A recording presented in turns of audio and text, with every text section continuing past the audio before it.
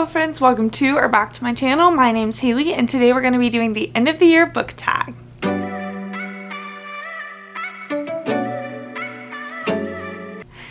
So this tag was created by, I know I should look this up. I cannot remember the name of the creator. I will write it down below.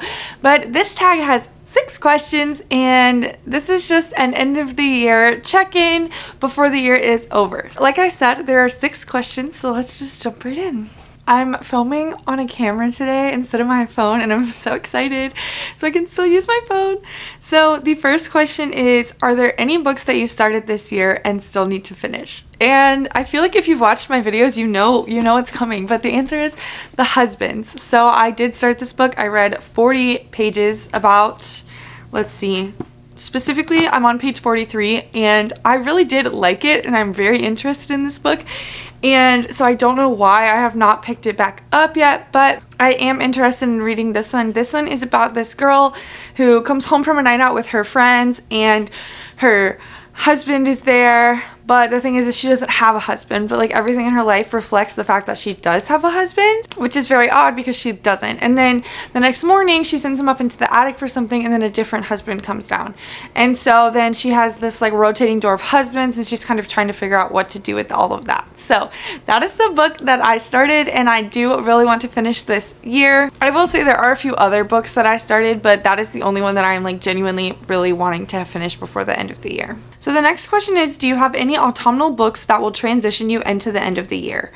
And the answer is yes, but I already read them. I think the best transition that I had was I read the 3 books that are out in the Dream Harbor series, the Pumpkin Spice Cafe, the Cinnamon Bun Bookstore, and the Christmas Tree Farm. And the Pumpkin Spice Cafe kind of takes place in the fall, and then the Cinnamon Bun Bookstore takes place like the next summer, and then the Christmas Tree Farm takes place going from fall into winter. The Christmas Tree Farm has like Thanksgiving and Christmas, and so I think that was such a fun little transition to go from.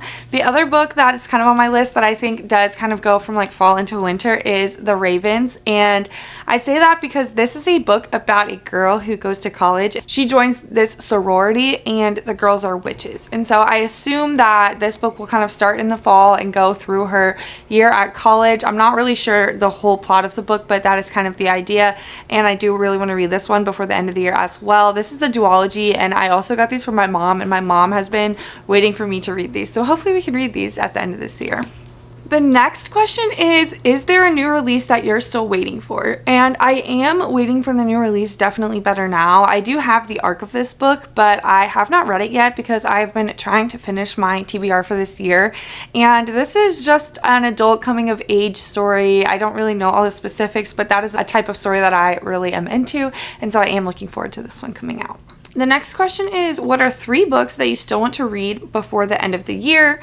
And so these are the ones that are on my 24 to read in 2024 that are kind of like at the top of my list. So the first one is Love in Other Words by Christina Lauren, and this is a Friends to Lovers book. I really don't know what it's all about. I know this cover is literally amazing. I love this cover. It's probably one of the cutest books I own, and I just know that this is like a huge hit for so many people, so this is at the top of my list.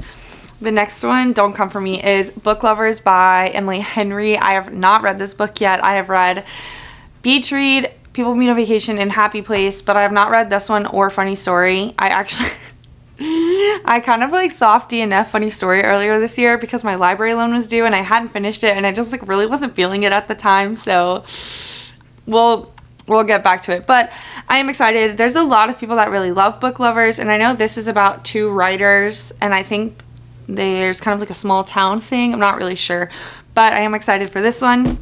And then the third one that I am super excited for is Killers of a Certain Age, and this is a thriller about these old women who are killers, and like that's all I need to know. Old women main characters in thriller mystery books are iconic, and that has been one of my favorite things to read this year, so I'm looking forward to this one as well. The next question is there a book that you think could shock you and be a favorite book of the year?